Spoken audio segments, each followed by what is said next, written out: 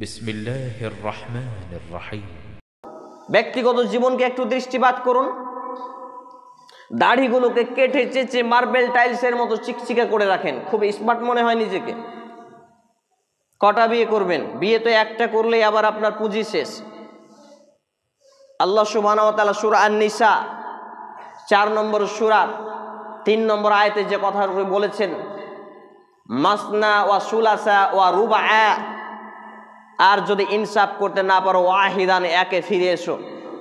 তোমরা তোমাদের মধ্যেকার নারীদের মধ্যে থেকে বিয়ে করো 2, 3, 4, ইনসাফ কায়েম করতে না পারলে একে ফিরে এসো। দ্বিতীয় বিয়ে যদি কোনো আলেম সমাজ করে তাহলে তা আপনার আর মুখের চুলকানি থামে না। যত রকমের আবর্জনা আপনি মুখ দিয়ে বের করেন, চায়ের দোকানে এখানে ওখানে যত রকমের আপনি দুর্গন্ধ বের করতে থাকেন, অথচ আল্লাহ রাব্বুল আলামিন এটাকে পারমিট করেছেন। আর আপনি দাড়িকে কাটছাট করে টাকনোর নিচে পোশাক পরে আপনি কটা বিয়ে করবেন? একটাই তো আপনার মোরাদ হয় না, বয়স 36 হয়ে গেছে। লজ্জা লাগে না? সম্মানিত উপস্থিতি ভাই এবং বন্ধুগণ, এই সবই হচ্ছে বিজাতীয় অপসংস্কার, অপসংস্কৃতি। দাড়ি কাটছাট করা হারাম, দাড়ি রাখা ফরজ। ক্যামেরা হচ্ছে, অনলাইনে যাবে, বড় বড় সাইকুল হাদিস দেখবে। আমি চ্যালেঞ্জ করেছি একাধিক জায়গায়, দাড়ি কাটছাট করা হারাম, দাড়ি রাখা ফরজ, বাধ্যতামূলক। পুরুষ হিসেবে দাড়ি রাখা বাধ্যতামূলক, মুসলিম হিসেবে দাড়ি রাখা বাধ্যতামূলক। দাড়ি কাটছাট করা হারাম, চূড়ান্ত হারাম, একেবারেই হারাম। রাখা ফরজ, চূড়ান্ত ফরজ, একেবারেই ফরজ। অথচ আপনি দাড়ি কাটছাট করেন কেন? ইসলামের বেসিক ইলম আপনার কাছে নেই বলে। এবার আর কোনটা আসবো?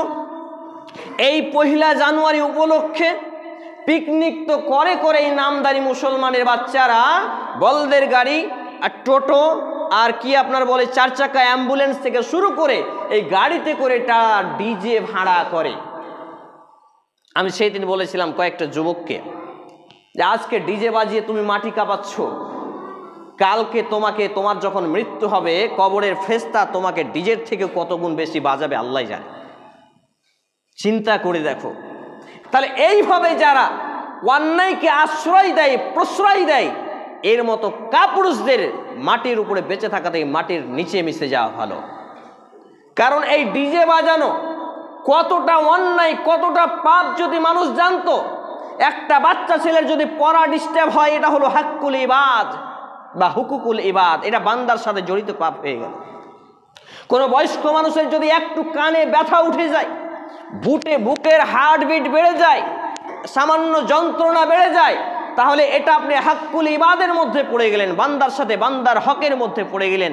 দুনিয়াতে তার হাত ধরে পা ধরে ক্ষমা না নিয়ে মারা গেলে কিয়ামতের মাঠে পাহাড় সমান নেকি কেটে আপনাকে দিতে হবে। আলহামদুলিল্লাহি রাব্বিল আলামিন।